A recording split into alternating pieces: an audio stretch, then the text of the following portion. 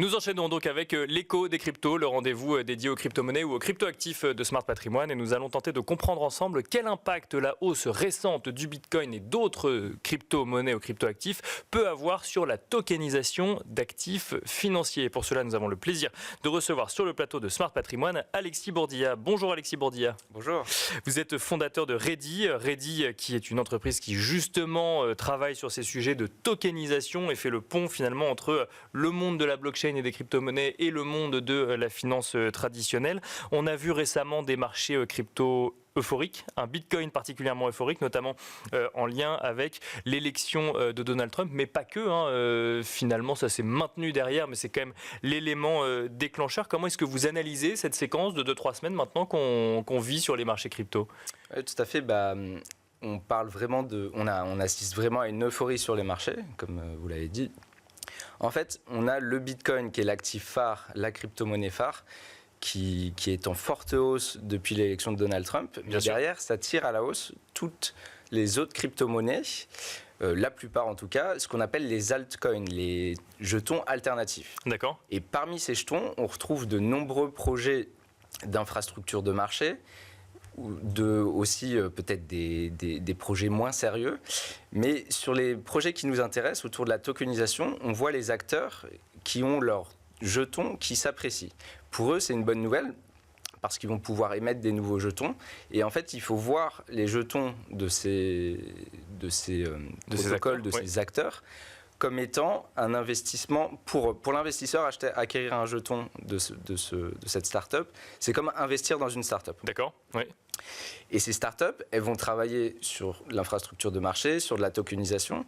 Et aujourd'hui, elles vont avoir les moyens de développer plus rapidement leur projet. Parce que la valeur de leurs jetons s'apprécie et que ça leur permet de lever plus d'argent quelque part, si je comprends bien. Ça veut dire que si la valeur s'apprécie, ça veut dire qu'il y a plus d'acheteurs potentiellement, plus de personnes à l'achat sur ce type de jetons aussi ? Exactement. Alors les investisseurs qui vont être à l'achat, normalement leur thèse d'investissement, c'est de se projeter sur le développement futur de la start-up. D'accord.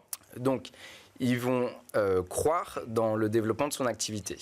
Donc, c'est pour ça que leur jeton va s'apprécier, en fait.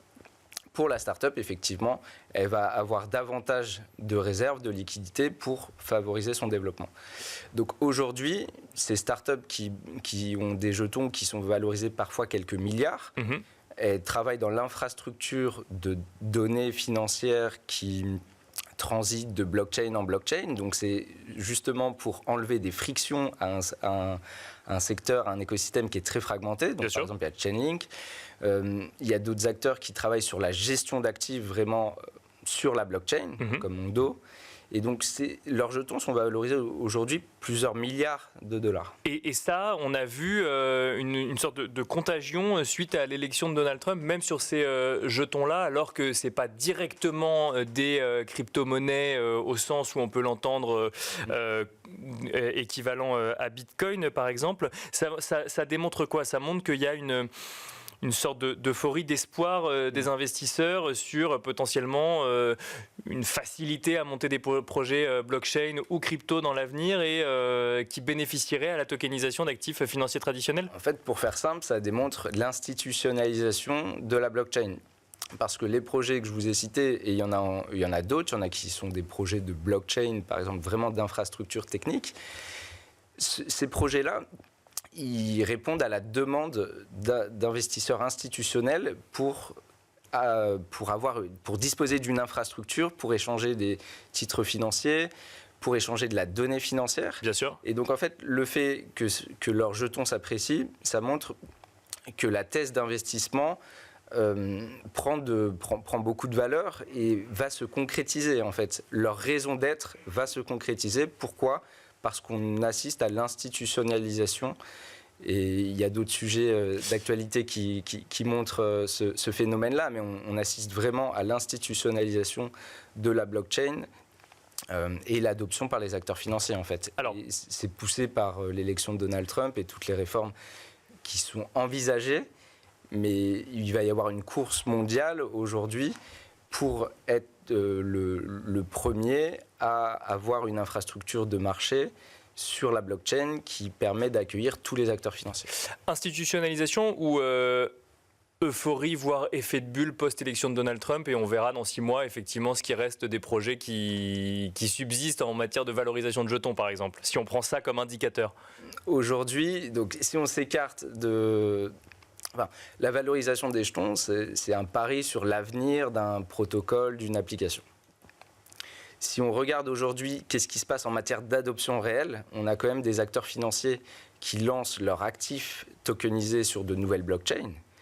Donc des fonds monétaires tokenisés qui arrivent sur 5 blockchains. Par exemple, pour le plus grand fonds monétaire tokenisé sur la blockchain, la semaine dernière, il a été lancé sur 5 nouvelles blockchains. Ces blockchains bénéficient de l'intégration de ces produits d'investissement en fait, sur leur blockchain. Et leur jeton, c'est apprécié, c'est une bonne nouvelle pour ces blockchains-là. Aujourd'hui, l'univers est très fragmenté. Et c'est pour ça d'ailleurs qu'on a créé un outil comme Ready pour référencer tout l'univers et permettre aux investisseurs de naviguer parmi les blockchains, parmi les applications, parmi les émetteurs d'actifs. On aide à naviguer, à comprendre, à centraliser l'univers. On recrée l'univers d'investissement pour permettre de le découvrir et de comparer les solutions qui existent.